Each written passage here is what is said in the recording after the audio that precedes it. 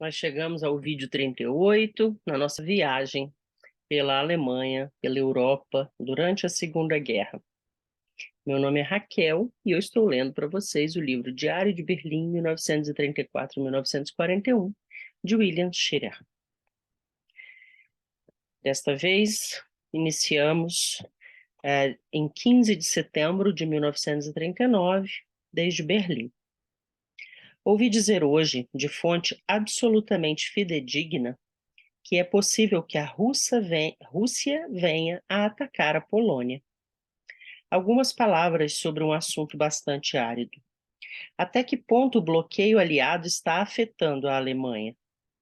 Esse bloqueio priva de cerca de 50% de suas importações normais. Os principais produtos de que a Alemanha está privada são os seguintes: algodão, estanho, níquel, petróleo e borracha. É provável que a Rússia venha a fornecer-lhe uma certa quantidade de algodão, mas as suas exportações totais durante o ano passado representaram apenas 2,5% do consumo alemão anual. Por outro lado, a Rússia poderia suprir o Reich de todo o manganês e madeiras de que precisa, e, juntamente com a Romênia, o petróleo que lhe seria suficiente, pelo menos para as suas necessidades de caráter militar. O ferro? No decorrer do ano passado, a Alemanha recebeu cerca de 45% de seu consumo total de minério de ferro da França, do Marrocos ou de outros pontos dos quais está atualmente isolada. Mas a Suécia, a Noruega e o Luxemburgo forneceram-lhe cerca de 11 milhões de toneladas. Essas fontes de suprimento continuam abertas. Em suma, não há dúvida de que a Alemanha recebeu um golpe muito sério com a perda das suas fontes supridoras de 50% das suas importações. Com a possibilidade de que desfruta na Escandinávia, nos Balcãs e na Rússia, entretanto, o Reich não está absolutamente em condições tão precárias como em 1914. Faz hoje 2 semanas exatamente que teve início o grande contra-ataque contra a Polônia. No curto espaço de 14 dias, a máquina militar mecanizada alemã obrigou o exército polonês a recuar mais de 300 quilômetros. Capturou cerca de 100 mil prisioneiros e praticamente liquidou a Polônia. Hoje, um exército alemão estende-se diante da cidadela de Brest-Litovsk, onde, em 1918, a Alemanha ditou um duro tratado de paz à Rússia bolchevista. Um segundo exército já se aproxima da fronteira romena, levando-a assim às portas de vastas fontes produtoras de petróleo e de grandes celeiros de trigo. Na verdade, os heróicos remanescentes do bravo exército polonês, atualmente cercados em Kutno, 120 quilômetros a oeste de Varsóvia, ainda se defendem como leões. Mas por quanto tempo? Varsóvia também continua a resistir. Até quando? A campanha da Polônia está finda. As divisões germânicas já estão sendo transferidas para o Ocidente. O censor que lê diariamente as minhas crônicas não fez a menor objeção esta noite, quando sugeri que, provavelmente, a Rússia iniciará agora o seu avanço e passará a ocupar a área da Polônia habitada pelos russos. Hoje, novos rumores sobre a paz. Um exemplo de como o isolacionismo norte-americano é apresentado na Nazilândia. Manchete do Börsen-Zeitung de hoje. O senador Borá adverte os Estados Unidos contra os incitadores da guerra. Berlim, 16 de setembro de 1939. Todos os alemães com que falei hoje apreciaram muito o discurso proferido pelo coronel Lindbergh pelo rádio. O caso conseguiu um grande destaque nos jornais berlinenses, o que representa muito mais que a importância dada aos discursos do presidente Roosevelt. As manchetes são amistosas. A do Börsen-Zeitung, por exemplo, diz o seguinte: O coronel Lindbergh faz uma advertência contra a agitação provocada pelas potências ocidentais. Uma senhora americana de minhas relações comprou hoje uma lata de sardinhas. O vendeiro insistiu com ela para que deixasse abrir a lata ali mesmo, no armazém. Motivo da insistência: é proibido possuir estoques de gêneros enlatados. Por isso é preciso abrir as latas ainda no armazém logo depois de adquiri-las. Mais tarde, meia-noite, os alemães acabam de anunciar que, se Varsóvia não se render dentro de 12 horas, o exército alemão lançará mão de todos os recursos militares para conquistá-la. Isso significa que Varsóvia vai ser atacada pelos ares e bombardeada pela artilharia. Existem mais de 2,5 milhões de civis na capital polonesa, na sua maioria mulheres e crianças. Essa questão de ter que abrir a lata de sardinha no armazém, será que era para reunir todo o metal possível para o esforço de guerra?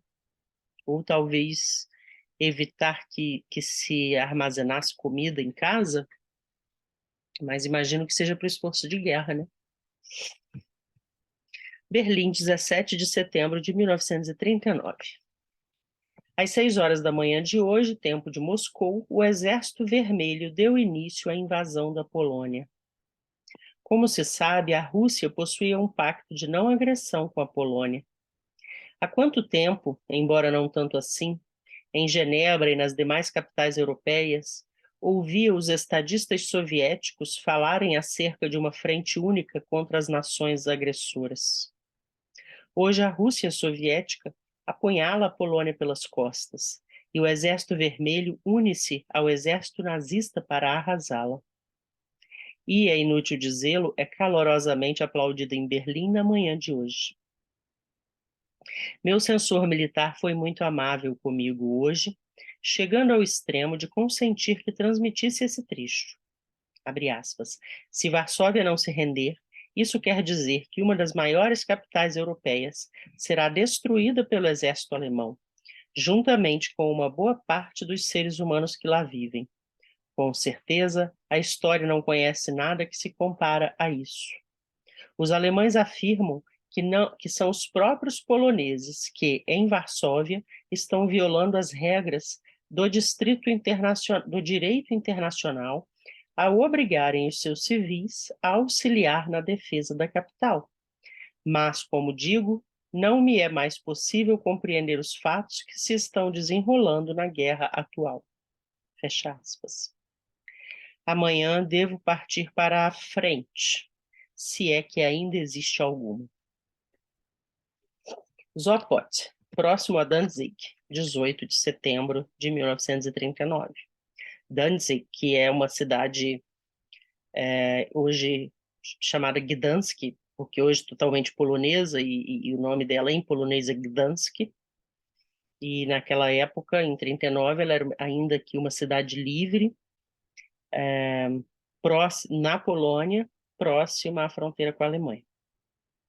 Em 18 de setembro de 1939, viajei de automóvel durante todo o dia, vindo de Berlim e passando através da Pomerânia e do corredor para chegar aqui. As estradas estão cheias de colunas motorizadas alemãs que regressam da Polônia. Nas florestas do corredor, mistura-se o cheiro acre dos cavalos mortos ao cheiro adocicado de cadáveres humanos. Ali, segundo afirmam os alemães, uma divisão da cavalaria polonesa carregou contra uma força de centenas de tanques nazistas e foi aniquilada. Sobre os moles desta cidade de veraneio, onde exatamente há 5 semanas atrás, John Gunther e eu ficamos uma boa parte da noite, discutindo para saber se os canhões falariam ou não, assistimos esta noite ao desenrolar dos combates que se travam em volta de Gdynia. Lá longe, do outro lado daquele braço de mar, podíamos ver o céu iluminado pelos enormes clarões das grandes peças de artilharia que vomitam fogo. O Dr. Bommer, chefe da divisão de imprensa do Ministério da Propaganda, que chefia a nossa viagem, insistiu para que eu divida um aposento no hotel local com Philip Johnson, um fascista norte-americano que se diz representante do Social Justice, um jornal do padre Coughlin. Nenhum de nós consegue suportar o tal sujeito e desconfiamos de que ele está encarregado de nos espionar por conta dos nazistas. Durante as últimas horas que passamos no mesmo quarto, Johnson fez praça de antinazista e tentou o possível para conhecer a minha verdadeira atitude. Mas eu apenas lhe respondi com uma meia dúzia de grunhidos. Danzig, 19 e 20 de setembro, 2h30 da madrugada. Estou sentado no interior da emissora local fazendo hora para a próxima irradiação. Às 4 da madrugada. Esse trecho, pessoal, é bastante grande, então eu vou interromper esse vídeo aqui e gravar esse trecho desde Danzig no próximo, tá bom? Para que este vídeo não fique muito longo. Se você está gostando, lembre-se sempre de curtir, compartilhar, se inscrever no canal se ainda não o fez e continuar nos acompanhando. Já já mais informações no próximo vídeo. Eu costumo colocar um vídeo por dia.